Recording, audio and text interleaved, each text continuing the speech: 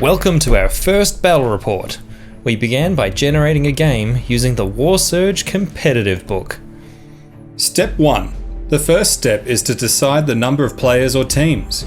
Our game was a 3-player free-for-all with Nick, FM and Richard. Step 2. Playstyle. Next we chose the playstyle. We had the choice of standard or advanced, and we decided to play a standard game. Step 3. Rosters and point limit. We wanted to play a smaller sized game at 500 points per player. FM had an army of Banebrood from Godslayer by Megalith Games. The roster has a unit of 5 gut hackers who are sturdy and powerful close combat warriors. Leading them is a Gore Lord, a very powerful fighter wielding 2 weapons, one for cleaving armor, the other for attacking numerous foes. The Gore Lord has the Berserk perk, which means it must move toward and attack the closest enemy. Supporting them is a Bisator Shaman, who has a strong ranged weapon and the Jinx perk, which allows the player to force nearby enemies to re-roll a dice each game turn. I'm Nick, and I had an army of dwarves by Avatars of War. In the roster is one unit of 10 Seekers, who excel at mobility. They're able to get into close combat and unleash a flurry of attacks. There is a unit of 5 Kingsguard who had sturdy armor and strong weapons. The Kingsguard are protecting a Thane who leads the army. The Thane himself is quite resilient, and if the circumstances dictate, can give orders to nearby dwarves. Lastly, there is a Runic Smith who can shoot a fireball that generates a random number of attacks. The Runic Smith can also manipulate time around himself to redo movement or attacks. I'm Richard, and I used a Plague Angel by Creature Caster. This single model is the only unit in the roster. It is mobile, sturdy, and bears a variety of ranged attacks that are also effective in close combat. The Plague Angel has a weapon with the HP Steal perk, which can be used to help keep it alive. However, the Plague Angel's most feared ability is its Reanimate perk. It can select a casualty unit and attempt to raise them from the dead, to use them as minions. Should the Plague Angel fall, all the units it reanimated will become casualties. Again. Step 4. Battlefield size. We used a fantastic gaming mat by Deep Cut Studios, sized at 6x4 feet, which was our battlefield. Step 5. Deployment zones. As we had 3 players, we decided to use the 3-player map. There is a long but thinner deployment zone for 1 player, and 2 other deployment zones for the remaining players. Step 6. Game type and objective markers.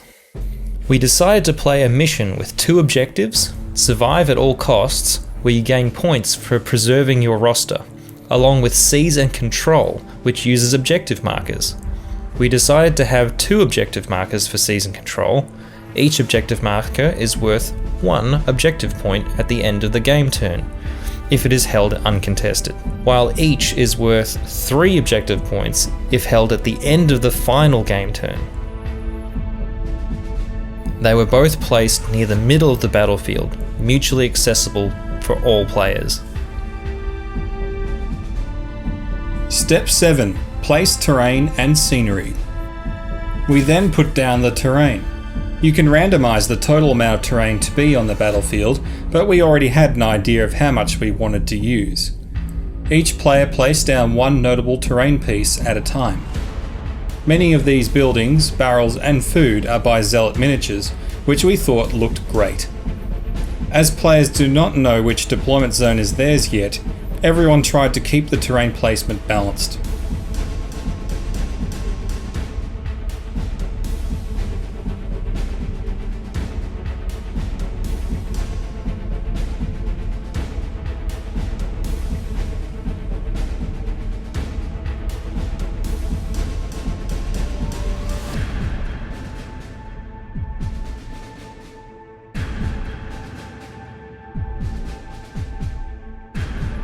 After players had finished placing the terrain, they surveyed the area to make sure it's fair for everyone.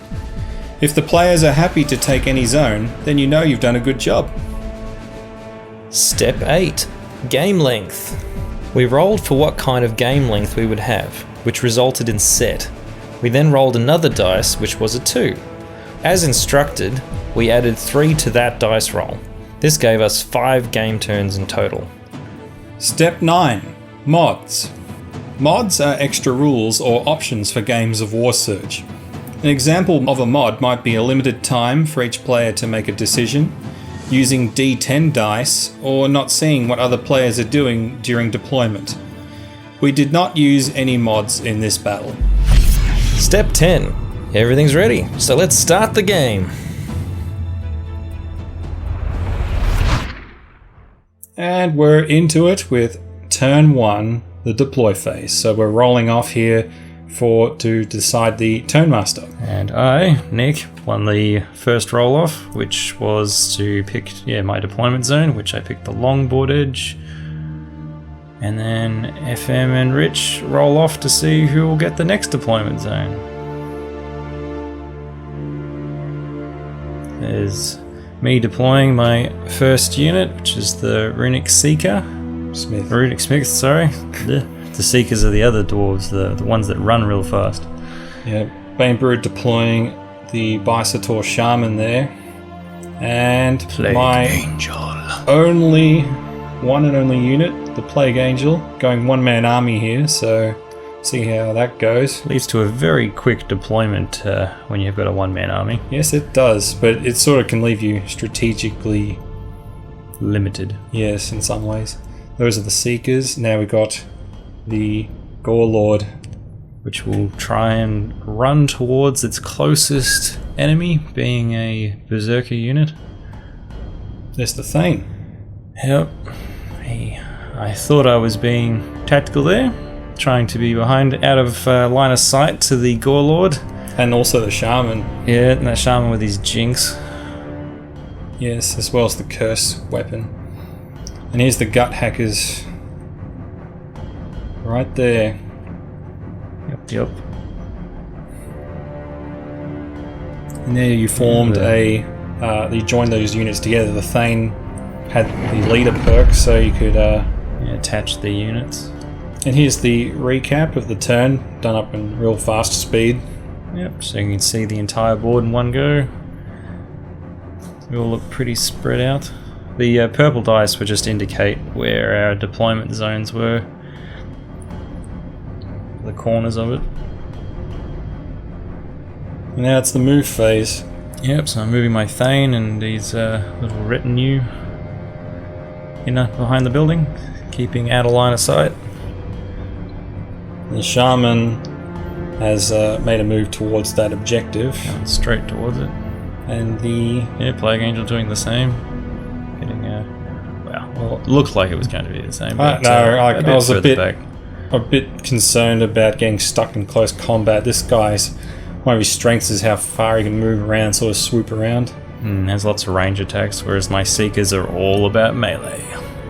Yeah, they sort of run in there and get the job done, and they have the charge clash perk. Yes. Yeah, they clash as well, but it's actually charge. Yeah, use the charge here now, which gives them extra movement if they're close enough. If they're within, I think it's 12 inches. Yeah, as long as they're within range of the perk actually getting them into combat, they can do that. And just like that, I'm like, crap. And I'm like, yeah, and then the Banebrewed. Yes, FM was sort of keeping, is it a finger in each pie or whatever the saying is? Yeah, it's just trying to not be too far away from all the objectives by the end of the game. Sort of the original intent there. Yeah, I'm measuring to see how far away that Gore is. He was a very dangerous model. Very cool model too. And the Thane was closest. It doesn't matter if you can see him or not. Yep, it's just proximity. They'll take the quickest route. Yep. So here's the recap of the move phase. And you can see here what we all did. My Seeker's making some incredible distance across the battlefield. Turn 1 attack phase. Yep, so the dwarves starting off with the Fireball. runic smith. Yep, Right there. rolling to see its And you were attacks. You were targeting the Bisator Shaman there. Yep. But I, for the future reference, I thought it was times attacks 2 rather than plus attacks 2. So I made the roster a week or two before and misread it when I was playing, which meant that I was actually down 1 attack for the entire game. But them's the breaks, and I don't think it would have made a big difference really.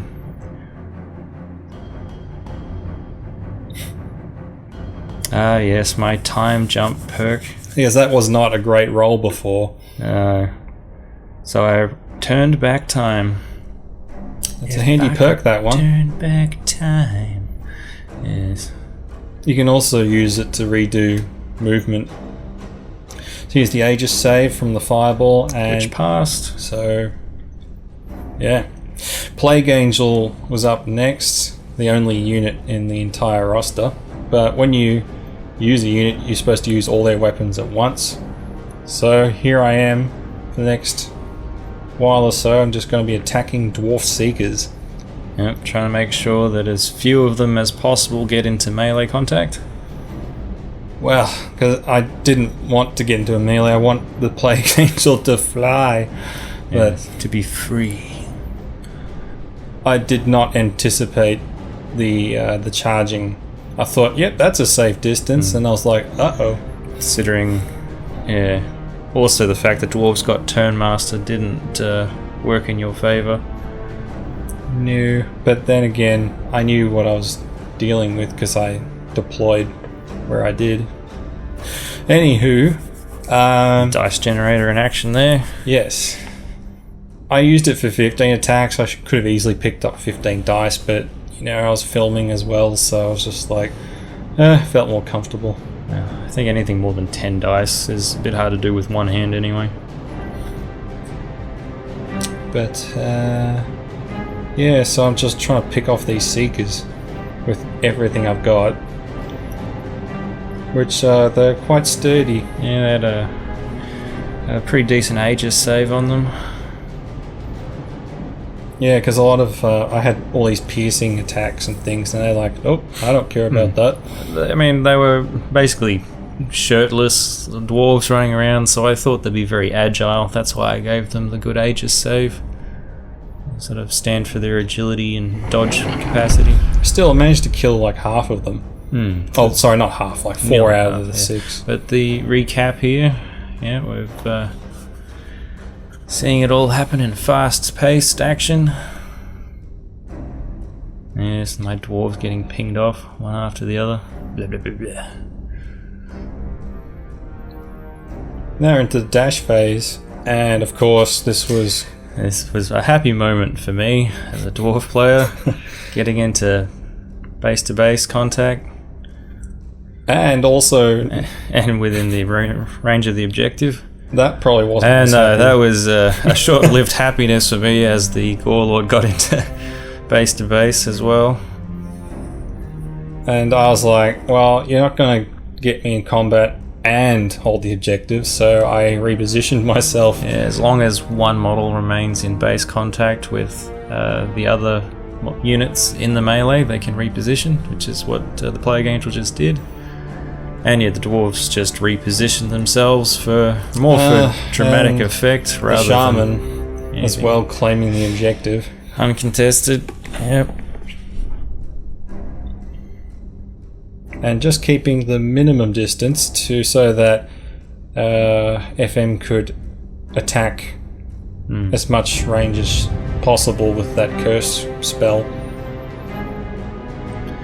And the gut hackers just sort of making their way towards a fight over in the distance. I'm going to make sure the Plague Angel receives a decent amount of HP loss. And all the while claiming objective points. And there's the recap for Dash. Not a whole lot happened. Probably the main thing was the objective. So Some absolutely amazing scores here. Not. Huge numbers. Yeah, so the Bane Brood just held the one objective, and the other objective was contested. Still, it can make the difference as we go into turn 2.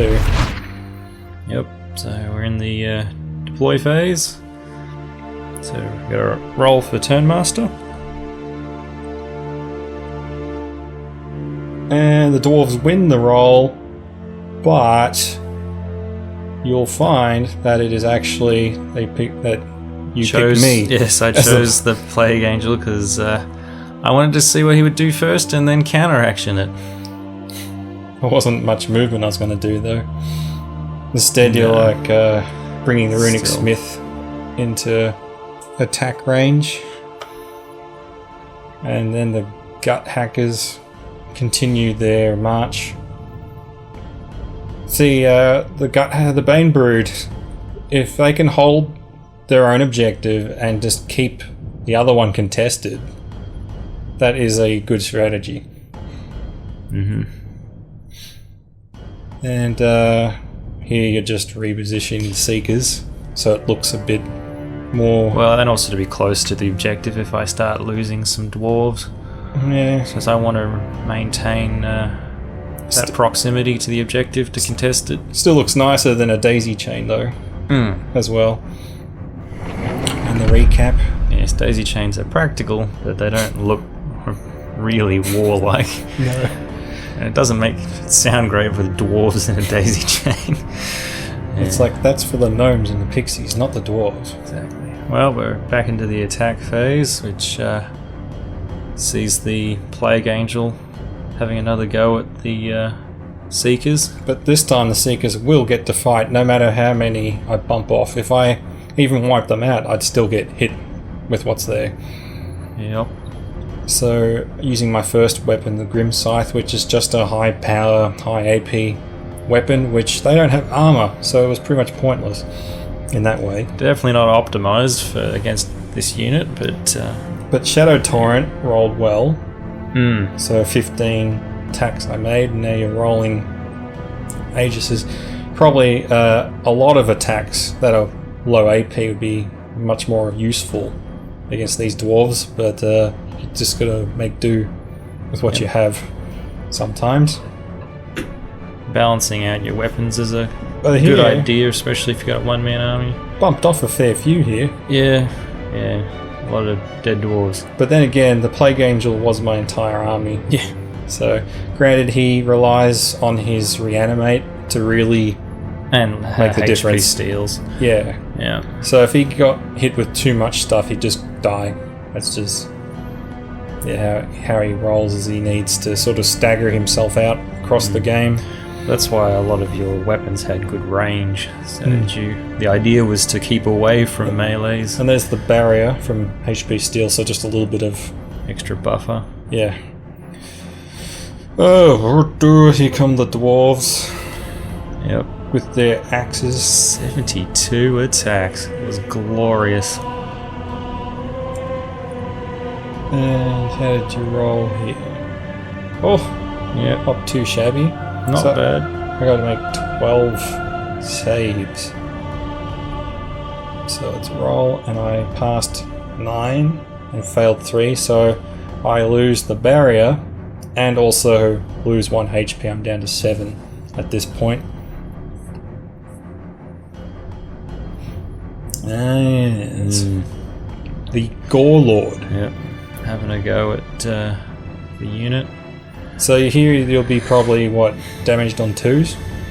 It was power 7. Yeah. And... Yep, 2+. Yeah. It's a 2+, and knocked out like half your guard in the first attack. Yep. And then here comes the Scythe, which you... AP2 is pretty nasty as well against my armoured troops. Yep. And if you roll a 6, that just cuts through the armour right away. Then you had to roll the saves. And there's a fair few. Oof. That's the bodyguard dead. Now you're making 1 save for your Thane, and he failed that. So he's down to, what, 9 HP? Yeah, he had a lot of HP. He was pretty strong in and of himself. But, I was not looking forward to the following turns without my guard there to do that extra bit of hammering. Then fireball here. You did a time jump and you rolled 2 again. Yeah. Oh dear.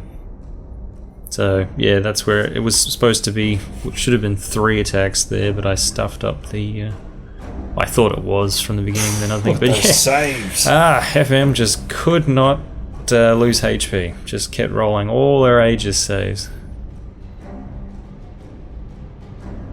Right, so the shaman now, because they stood still, they can use their heavy weapon, which is that cursed spell. It's very powerful, just 1 attack, but it can also cause a weaken if someone loses health to it. That time the Runic Smith passed the save.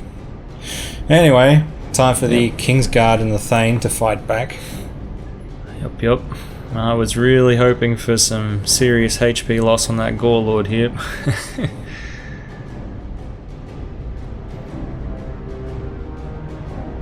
And with Rupture 2, all the saves have to be re-rolled. I thought it was a safe sort of perk rather than going too heavy into AP. So that's the 3+ armor save there. Especially with hammers. I don't imagine hammers piercing armor, so I thought Rupture would feel appropriate. Right, and those are the Aegis. Failed a fair few because the Aegis is 4+ on the Gore Lord. So that's the one that has to be re-rolled. And yeah, look at that, 4 HP off. Yep. That's from the Bodyguard. Bodyguard actually hit pretty hard. They did. I was pretty sad when they died. So they would only get this 1 round of attacking in, and then they would disappear. So you need 3+ with the Thane. I rolled very ordinary. That was a horrible roll. 3? Yeah. That was. It should be the other way around. Yeah, statistically it should have been the other way around. It was just terrible. Yes, the dwarves did not have good rolls on the day, but and they put up a good fight. Even though, I mean, those guard, they did a good job. The Thane was just obviously just disillusioned at seeing all of his bodyguard rendered asunder. He still knocked 2 health off though. He got 2 HP off of it. No, that's with the high AP and everything else that was on it. What was the Rupture? Rupture. Causing all those saves to re-roll. And there's all the dead Seekers, and then as a recap, it was actually you who looked like they lost the most numbers, but then again, FM hasn't got the gut hackers doing anything. It's just the Gore Lord. It's the only one on her side that's really taking any hits. I lost a little bit, but it's not to be worried though with all the HP steals and everything else you had going. Yeah.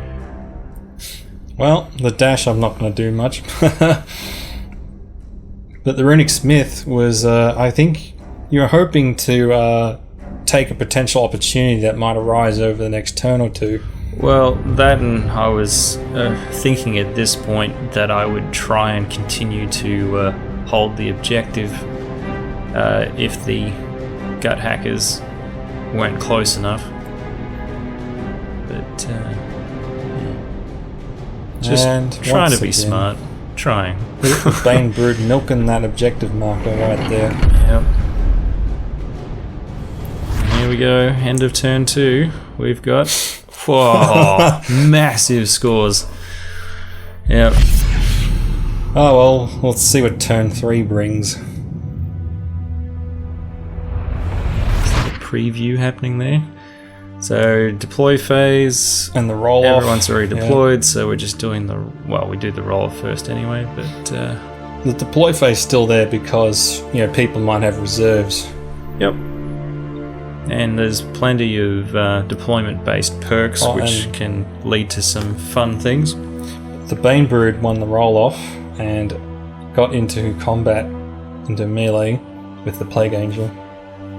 But not the dwarves. So far it is Seekers and gut hackers versus the Plague Angel.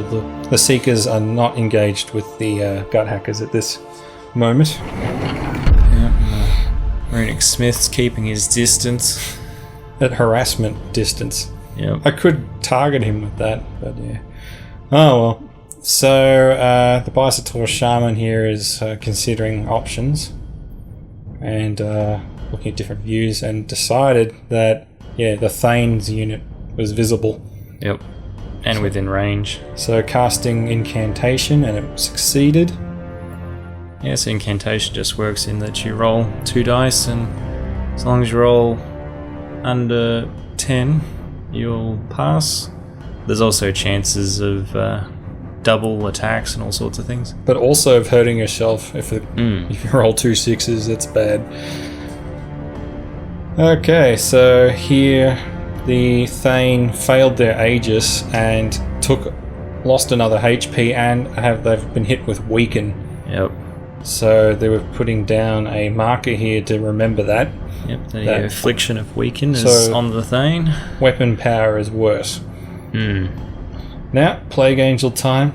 Back into it. So here I'm targeting the Seekers with the Scythe to try and finish that unit off, and I committed the other 2 weapons onto the Gut Hackers. So if I don't kill the Seekers here, they'll still be around, because I can't just choose my weapons on the go. You got to decide beforehand what you're going to use and where. So allocate first, then do your rolls. Luckily, I managed to kill them. And you never know with like Aegis saves, because we've seen some incredible rolls, both good and bad. And the fact the game Yahtzee exists is because of uneven rolling statistics. So here I'm using Siphon Life on the Gut Hackers to recover the little injury I've taken, and also hopefully put a barrier on myself. If I do enough, I can do that, 3 HP with rounding. That's how much I can use with life steal. Yeah. HP steal. So, what do we have? I recovered my health, and I took 3 HP off the Gut Hacker. Each Gut Hacker has 5 HP. So I have to do like 5 HP to kill one. Anyway, wow, that's the Shadow Torrent's random. I rolled 1, so that's 3 attacks. Theoretically, it could go up to 18. Yep. So I think you got 15 in the last game turn. So yeah, only doing 3 is much smaller.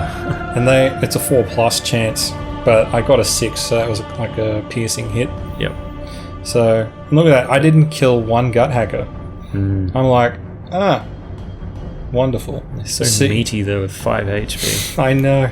The Seekers here are making their last hurrah with this. They were already pretty weak by this point. But and look at this roll. They had a lot of things that were intended to only work on the first game turn. Of their melee. 18 dice is the max they could have got with 2 models, and they got 7. I had to roll 7 saves. Yeah. And that was crazy because I had to roll 6s. And you still got that. 3+, so I lost 2 health there, was it? Yeah, I think I knocked out your little absorb HP. Yeah. From your HP steal. Alright, the Gore Lord. I'm sure this. Right now you're winning. Are you? No. No, you're not. I had already lost. You might have more HP, but that doesn't mean. But I also had all of the his bodyguard going the previous game turn, which that knocked the teeth out of them. That was a lot of HP to soak up. What have we got going here? Yes, the Kingsguard had 2 HP. You're down to 5 HP now. Oof. At this point, he's looking a bit sick around the gills. Green around the gills or whatever. And then here comes the second attack. You always seem to be struck with the giant axe, which was the AP2, and then this is the one that does better against hordes because of arc but piercing hit 2 cuts through your Aegis as well. Yeah, I know, that was the really I'm not looking forward to those ones. It's like, It's just anything but 6s. here's your armor saves coming up.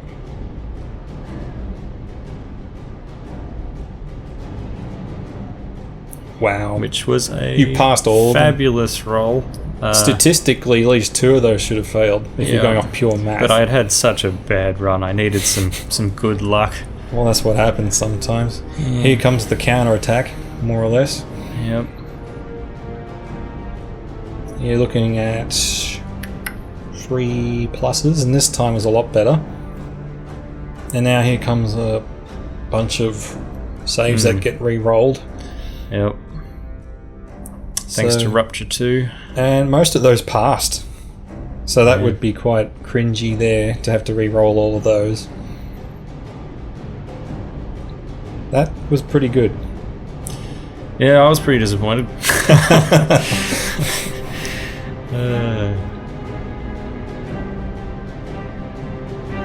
Here comes the Aegis saves. And one just failed, 2 one passed, failed. so Yeah, those so- 2 get re-rolled. Yep. Thank you, Rupture 2. And still 1 more. 2 HP. Yeah. He's actually on his last legs. Yep. Here come the gut hackers with their bashing club. They're trying to bash the Plague Angel. So they damaged me on 4 pluses. Because their power is 6 and my defense is 6. And they have Rupture 1, but that has no effect on me with the Plague Angel because I don't have an armor save. Oh, only Aegis. Which is a popular sort of concept with otherworldly things like demons and angels. A lot of people don't like Physical defenses, armor. yeah. They think they're either ethereal or from another realm. Or Ugh. I see at least 4 failed there. Yep, 4 HP just gone. That's half his health. Yep, That's like half my army dead. it's where you're starting to sweat. The Runic Smith hasn't attacked yet either. Yeah, And speak of the devil, here he is. Yep, here's the Runic Smith. Yep, fireball, Nope. a massive 1. And then time jump because of not having that, and 4, and that was a bit better. Yeah, well, if you had had one, you would have. You should have probably still rolled to see. I should have. If I had got, well, it turns out I should have rolled, an extra. It would have been 2 dice with the plus attack instead of times attack. So, And you damaged me on a 5 and up, a 5. yeah. So, yep, down to 3. Yep, just like that. And at this point, like, You're sweating bullets. well, the thing is, like, the things he's relying on, he hasn't had. The only thing keeping going is HP steal.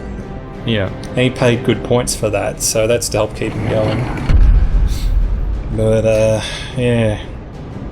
Here's the recap, and there's just lots of dice flying around, basically. Yeah, not a lot of changing of casualties at this point. Just a lot of high HP models soaking up damage.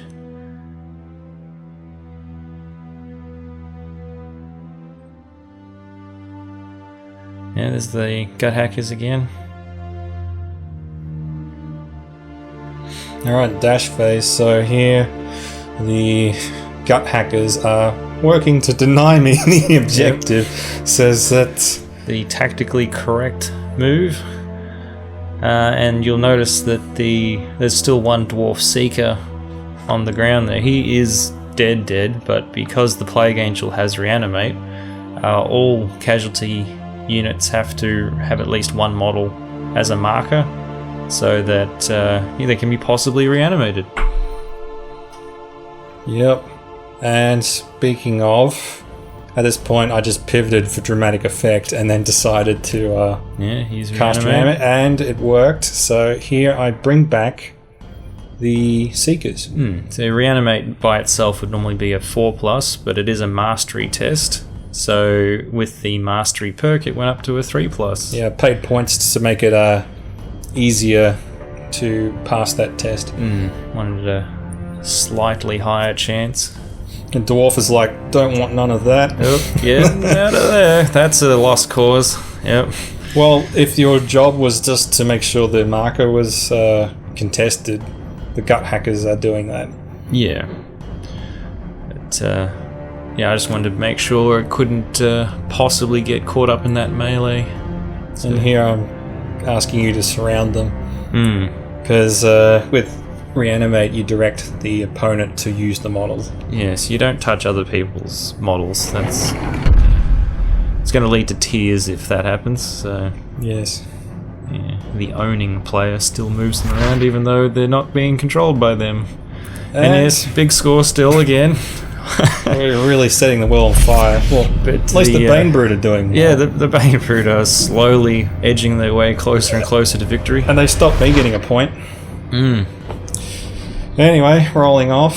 What have we got here today? I win. And I decide to be the turn master at this point. Because I'm like, I need to get my HP back. Yep. Because in theory, if I got attacked before, I would die. It doesn't help if you have HP steal and you get totally overwhelmed. In hindsight, I probably shouldn't have made the Runic Smith run towards that Plague Angel. The Bane Brood getting more and more closer to victory. I should have probably Bombed them. ran the Runic Smith into the other objective. Yeah. But that's hindsight for you. Captain Hindsight.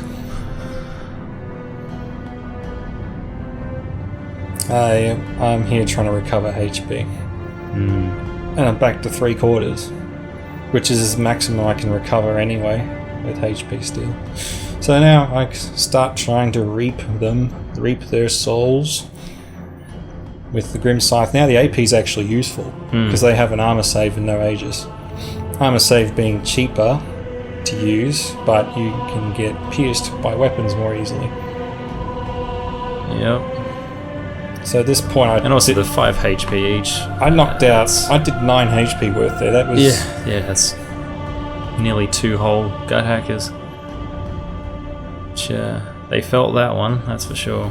And then the Seekers I will direct onto them eventually.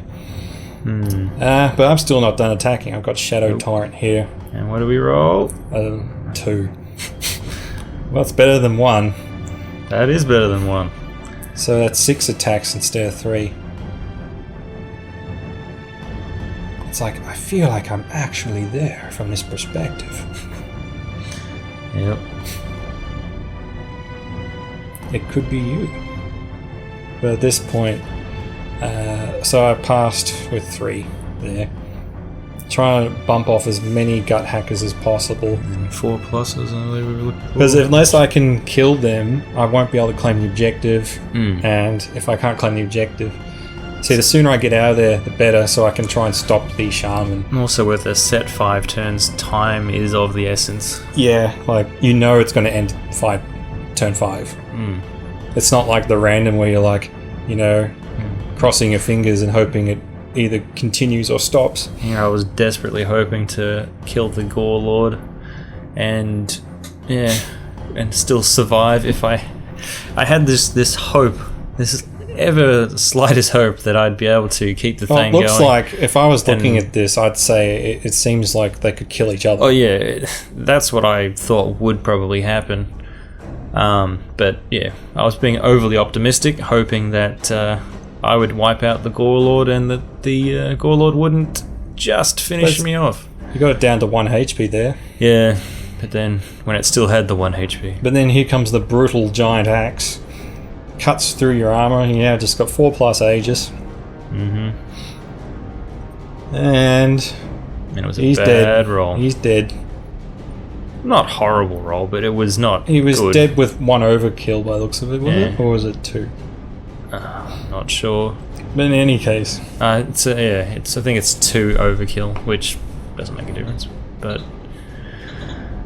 yes, here come the Seekers. Thank you, brother, for attacking gut hackers.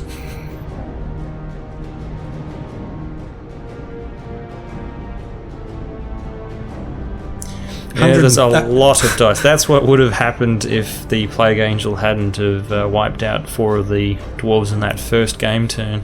Absolute smothering of So attacks. many attacks. I mean, they're not overly strong attacks, but there's just so many. They'd be really good at ripping out a horde.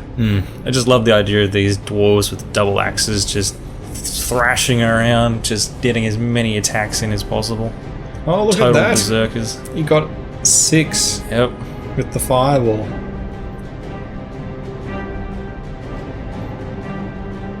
Yep. It was a decent roll. You need like 5 and up for the Plague Angel. And I passed both. Yep. Then you redid it and got 1. Yeah. And then you failed your damage. Yeah. See right there? Yeah. Yes, I can see. Yes. Oh, gut hackers. It's the Yeah. full squad of gut hackers Still, again into the Plague Angel. At this point, I still have a risk of dying. And if I die, the Seekers go as well. Yep. That was what was like, new. But can I die from this? Yes. In theory, if I did a really bad roll. Yeah, if you had a failed 6. Yeah. Let's see what happens here. We get actually a pretty good roll. Probably should have lost maybe 1 more statistically, but hey. There you go. He's half dead again. Looking like at this point that I will live. Because I've kicked the teeth out of the close combat there. Yeah, with only 2 gut hackers remaining, and with your HP steals, it was pretty safe at that point. Or is there Actually, only it's one yeah. gut hacker? Oh, yeah. And he's wounded. He's got 3. Yeah, He's no. half dead. But the dwarves would have easily cleaned him up. Even just the dwarves there. But still contesting the darn objective. I just couldn't. I was just like, come on. The Bane Brood definitely made all the right choices. Yeah, may not have set the world on fire with the combat, but the strategy choices were good. And my little runic smith going, no! Gotta run in towards the objective. No way would he be able to get there in time, but you know. Well, you could kill, theoretically, the Gore Lord. Oh, I was like, I'm gonna try and kite the Gore Lord. You mentioned... No, I think it's, yeah. You were thinking of trying to somehow bring him to the Plague Angel, but the game's only got 1 turn left at this point. This one, yeah. Like, look at that. At this point, I was like, ugh. How are we going to work with that? Yeah. Anyway, here's a score. I think it was just to try and attack the Shaman. Yeah, to end of turn 4. Bane Brood, steady. But slow and steady. If the Bisator Shaman was killed, there'd be no payoff at the end. Yes, and I think that's why I was taking the Runic Smith back over that way to hopefully roll some good rolls on the fireball. And you won the roll-off. Again, Yes. you won the most roll-offs by far. If only I was as lucky with the rest of my rolls. And at this point, you're trying to, like, kite/troll the Gore Lord. Like, just be out of range. With still being in range of the Shaman. Like, look at that. You want it to die at your feet, Yeah. I think is the plan. And that's the only movement that happened. Yeah, well, everything else doesn't want to move, really, yeah. We're into the attack phase, fireball. Come on! Massive roll of 1. I hope that... Time jump. No, I think you were going to damage it, weren't you? No. No, you are attacking the the Shaman's checking to see to jinx you from the Gore Lord. Yeah, that's right. And it did. It did, and then I rolled a 1. Ah, man. And then Yeah. here the curse is being cast onto your Runic Smith Yep. because you didn't kill the Gore Lord No. because it flopped because you needed to roll a higher damage. You needed 6 before. And you took damage, I think. And got weakened again. Luckily, you had attacked already Yes. Yeah, because there's rather no more fortunate. turns, so the weaken was almost pointless. But it's It was, but I'm sure it made FM feel better that she continued to blight you. weaken me. And here the Seekers are attacking the Gut Hacker to try and get rid of the last one. Yep. And what have we got here? So I think, a lot of saves being rolled, but I think they're it's gone. pretty dead. Yeah, they're dead. They're dead. Look at them go. Which means no one will be anywhere near able to contest that objective at the end of the game turn. And at this point, I'm checking to see what I can actually attack. That's my longest range attack, and it's out of range. See, that's what I needed to be able to do, was to be able to move, but I couldn't because I was locked there pretty much. Yeah, the disengage perk would have been quite handy on the Plague Angel. I would have had to have sacrificed something else though, and sometimes he only barely hung on or didn't do enough damage. So it's like, where do you... Yeah, you gotta draw the line somewhere, but maybe one less attack or something on the Shadow Torrent might have paid for that. Maybe. And here I damaged the Runic Smith. So he was down. I think I was the only thing in range. Oof.